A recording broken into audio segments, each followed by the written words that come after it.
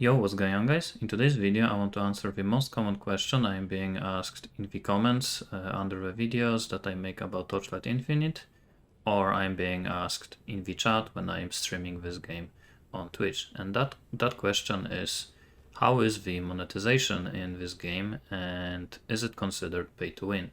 So in this video I'm gonna go over every single monetization system, starting with the ones that I am mostly okay with, and then finishing the one with I don't really like. But first, before I talk about the monetization, let's talk about pay to win itself, because everyone has a different definition of pay to win. And to be honest, for me, pay to win is not just something that the game is or isn't. It is always the scale, especially for mobile games, which this game is considered, even though I am playing on the PC version. So for example, the game like Diablo 3 on the scale from 0 to 10 would just get 0, because there is literally nothing you can buy in this game that is gonna give you any sort of advantage. And on the other hand, we have a game like Diablo Immortal, where I would give it 10, because you can actually buy a lot of stuff in this game that is gonna give you power. Especially you can buy the keys for greater rifts that are gonna give you guaranteed chance for gems to drop, and these gems give you a ton of player power. So it's something that I would definitely not be okay with, so that's why Diablo Immortal would be 10. And then we have games like Path of Exile, which is not really considered pay to win, but at the same time you can buy stash tabs, which are pretty much needed to play in the end game, and you also need at least one premium tab to be able to trade. So it's not like crazy bad, and also you just buy these tabs once, so you don't have to just continuously buy them every single league. So in my opinion, Path of Exile would just get 1 point on the scale from 0 to 10. So now I'm gonna talk about this game, and at the end I'm gonna also put it on the scale somewhere in between 0 and 10.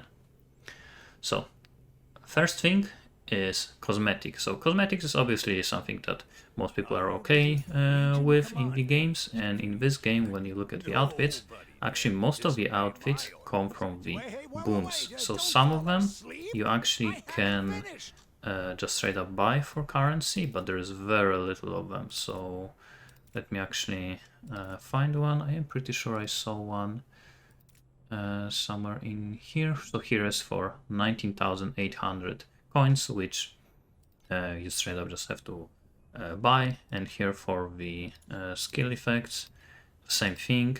Most of them come from the boons, but there is like this one, for example, you can just straight up buy. And what are the boons? Well, boons are basically loot boxes. So here you can see boons, and you just, when you buy them, you randomly just get the cosmetics.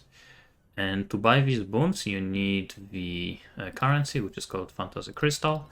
And these crystals you can buy with Primocryst. And Primocryst is currency that you just buy for money. There are two different types of currency. So there is Primocryst and there is Jagged Primocryst. And this currency you actually can get in the game, and you can see I have 2,000 of it. But this one you actually just straight up have to buy. So these things, so for cosmetics, you only can get for the one that you have to buy. So it is pretty bad that it is coming from loot boxes, but at the end of the day, I don't really care about cosmetics, so for me, that is not really that big of an issue. I am never gonna buy anything for looks anyway.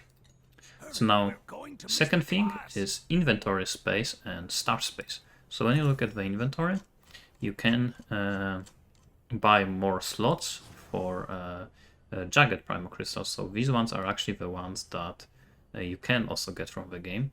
And I believe I had way less slots in here, so I already bought a lot of them. And to be honest, you don't really need that much space, especially in the end game, when you already know what to pick up and what you are not gonna pick up. You definitely don't even need to buy as many as I bought. And even if you feel like you want to buy more of them, you can definitely spend just the currency that you get for free. And it is the same thing for the inventory space, stash space. So here you can buy stash. It is a bit more expensive, but to be honest, you also don't really need that much space. Most of the stuff that I have here I would probably just delete anyway. I'm just saving some of them for my other characters, so you also don't really feel like you need that much star space, and even if you need, you can just buy it for currency that you get for playing the game. Next thing is respec points. So when you look at the talents, you can respec the talent points for free up until level 80. So now I am higher level, so I no longer can respec them for free. But when you reach level 80, you need to spend these points, and these points you can buy from the shop. So when you look at the shop in here, and it is here, you can buy Elixir of Oblivion. So every single respec point costs 10 crystals, and these crystals, when I checked the shop in here, on average 160 crystals cost $2.50. So it is pretty cheap to buy these things, but at the end of the day, it is still kind of pay to win. It's mostly pay for convenience, because to be honest, you actually get a lot of them from just playing the game. You actually can drop them, and in fact, you can just drop these ones. You are dropping the different version of them, which is this one. So I have 74 of them. So as you can see, I have 74, and also in here, I have 34, so I have more than 100 of these points from playing this game for like 15 hours, so you definitely get a lot of these points just for free.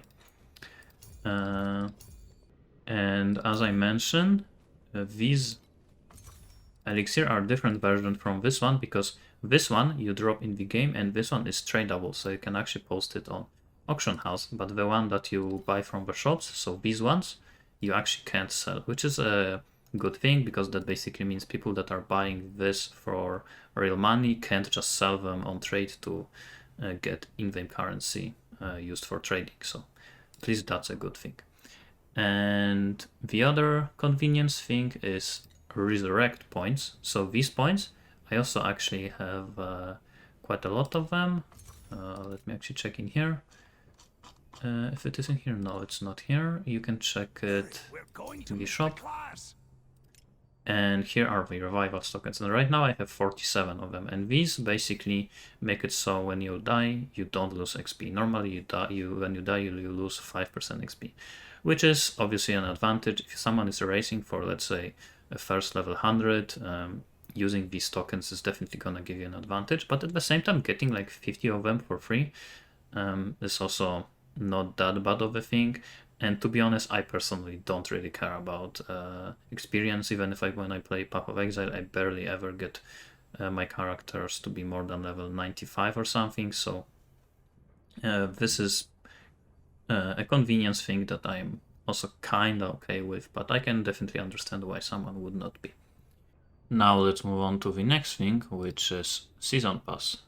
And Season Pass is actually the only thing that I did buy so far, and it's probably gonna stay this way. And the reason why I decided to buy Season Pass is because, to be honest, whenever you play the game, at the end of the day, games are made to make money, and I think Season Pass is the most ethical way to actually like pay for the game. So this is basically how I treat it. This is for me basically paying $15, which is how much it costs for just playing the game. And from getting the Season Pass, you are actually not getting anything too special. Mostly, as you can see here, you just get the revival tokens, talent respec points, and the crystals. But in the closed beta, it was a bit different, because in closed beta we would get the auto loot from the paid Season Pass, and here you can see at the top all of these things you get for free. You don't have to buy Season Pass for them, and all of the stuff at the bottom, this is from the paid Season Pass. And in the closed beta, you would get the auto loot at the bottom, so from the paid one, and now you actually just get auto loot for free from the normal one. And because of that, we are also getting the advanced auto loot, which is here. But to be honest, the difference between advanced auto loot and the normal one is not that big. Most of the stuff that you need to loot is gonna be picked up automatically from the normal season pass, and most of these things, the advanced auto loot, are rarer items, so you wouldn't even loot them that often with just a normal auto loot. And the second biggest thing from the season pass is actually the next monetization thing I want to talk about, which is the auction house space, which is in here. So you actually get one free auction house booth tab. So now let's move on to that one. So here is the auction house, and normally when you are selling things, you get this normal tab, which lets you sell 6 things at the same time. And here is the premium one that I got from the season pass, and this one, as you can see, can hold much more. So it's 12 slots. And if you want to buy the next one, you need to spend the normal crystals, which you can't get from playing the game. So if you want additional auction house space, you need to pay for it. You can't just farm it in game. On top of that, as you can see here, premium booth is season limited. So not only you have to pay for it with real money, but on top of that, it is only for one season. Next season, you will have to buy a new one, which is definitely something that I don't really like. I would be okay with this being paid for premium currency if it was for all of the season, kind of like in Path of Exile. When you buy star stabs, you get them for every single season. It just stays on your account. So this is definitely something I am not super okay with. But at the same time, to be honest, with auction house, you're not really gonna need that much space. To be honest, it's not like Path of Exile when you want to sell a ton of items. Just getting one premium booth, to be honest, is probably gonna be enough. Most of these items that I posted here, I probably shouldn't post here. I don't really expect them to sell. So I don't expect that many things to be posted on auction house. The next thing is hero. So there are 2 heroes that you can get in addition to the base ones. So let's move on to the shop. And here's hero shop. This is spaced up time elapse, and this is basically alternate version of the normal hero. So you are not really buying completely a new hero, you are just buying alternate version of the basic 5 heroes. But this one, Spacetime Elapse Yuga, it costs 100 of these hero emblems, which in fact I actually can already buy. And these emblems, you mostly get them from the season pass, and actually you get them from the free season pass that you can see at the top. So here you can see 5 hero emblems, here are additional hero emblems, and so on. So you actually can get this hero just for free from playing the game. You actually, I don't think you can even buy these emblems for real money. So this is just from playing the game. But there's also a second hero, which is in here, and this is alternate version of the ranger character, and this hero you actually can only buy for real money. But when you go to this thing in here, you can see that this hero will be available for exchange next season. So basically you are not really buying a hero in here, you are buying early access to hero this season. So basically this hero is gonna move to here next season, and in here we're gonna get another one. So basically, again, it is kind of like paying for the early access, but at the end of the day, it should be considered as a pay to win, because without paying right now, you just straight up cannot get it. So now we reach finally the last one. So far everything that I talk about in here hasn't been really giving anyone any like real power to your character, and this one system is actually the only thing that can give you some power, which is the Pact system. So Pact system is basically kind of like a passive tree where you get some additional damage, here you get some defense, and here you get some loot. and these points can be changed thanks to the pets. So for example, in here I have this pet, and this mana regen can be swapped to chance to cause ailments. Here I can't change anything. Here normally it's 5% elemental resist, but thanks to pet it can be swapped to affliction effect. And these pets, you can see here the list, all of them. These pets you get from loot boxes, and when you get multiple of them, you can upgrade them to higher rank. So here, for example, you can see this pet is rank 2, which gives me 1 additional pack points. This one also gives me 1 additional pack points, and then you can see if you upgrade it to level 3, the outer rings will gain additional affixes, then another pack points, but then increase effect of these affixes, and so on. And there are different pets for different effects.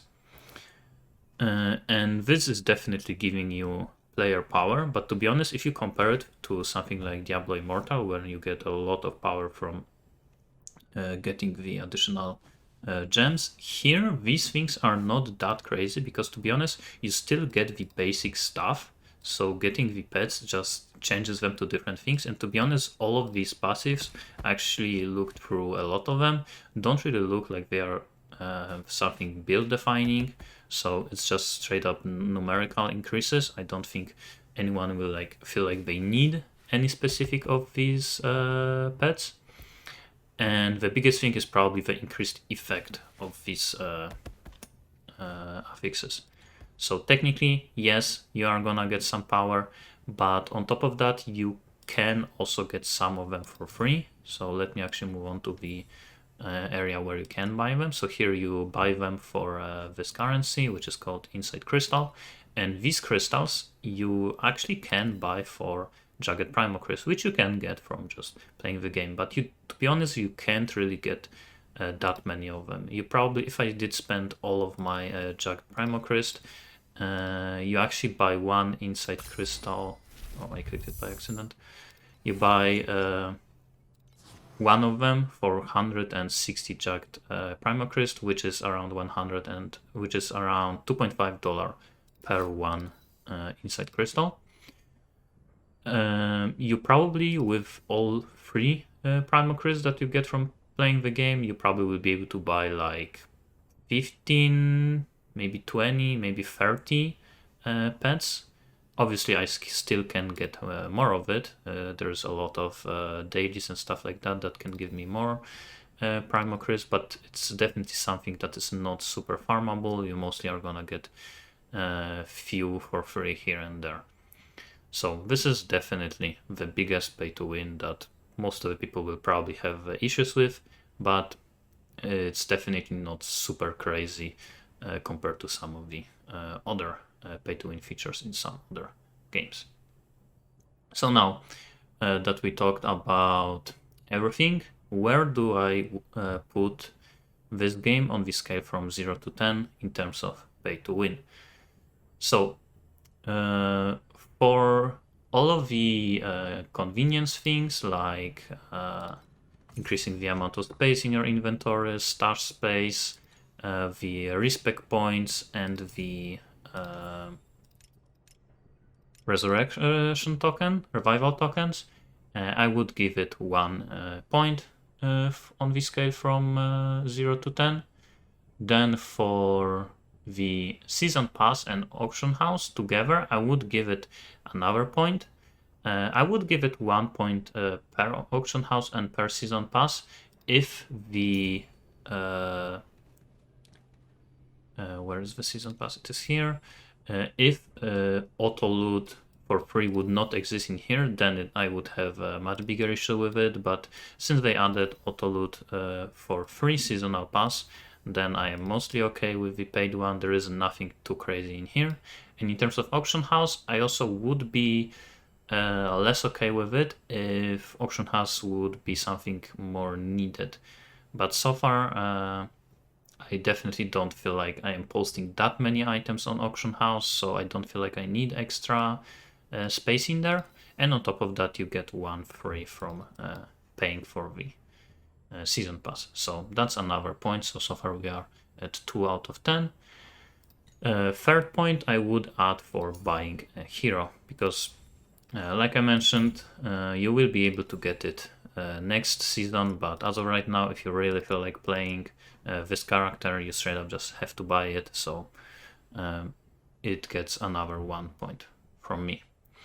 And for the Pact Spirits, because they actually straight up just give you player power, and on top of that they are not super accessible to free-to-play player, Pact Spirits from me get 2 points. So to sum things up, in total, Torchlight Infinite on the scale from 0 to 10 in terms of pay to win gets 5 points. So just to compare it, Diablo 3 or Path of Exile would be 0 or 1, and Diablo Immortal would be 10, so it gets 5, so it is somewhere in the middle, the Torchlight Infinite. But to be honest, the biggest thing about this game is the fact that it's just straight up very fun to play. I'm not gonna lie, the 5 mark is kinda in between if the game for me is playable or not playable, if you don't really like pay to win, but because this game is actually like very fun and it doesn't really put pay to win stuff in your face when you are just running through maps or choosing endgame zones and so on. It doesn't just constantly give you like, oh, buy this, oh, buy that. You can just play without even noticing all of the pay to win things, so it's definitely something nice. So I personally don't really mind it super much. Definitely I would prefer if the Pact system didn't exist, or if the pets were more accessible, and I also would prefer if the auction house thing was not just for 1 season. That is straight up doesn't make any sense for me. I would really prefer if it was for every season. Then I actually would probably buy a few of them, but since it's just for 1, I don't think I will ever buy any of them. So yeah, if you have your own opinion, if you feel like it is too much, please leave a message in the comment. Also, obviously, I am making this video during the open beta, so things might change in the future. There was definitely more things that you could buy during the closed beta, but as of right now it is looking a little bit better, but there are still definitely some pay to win things. So for now, that's gonna be it for this video. Thanks for watching and see you next time.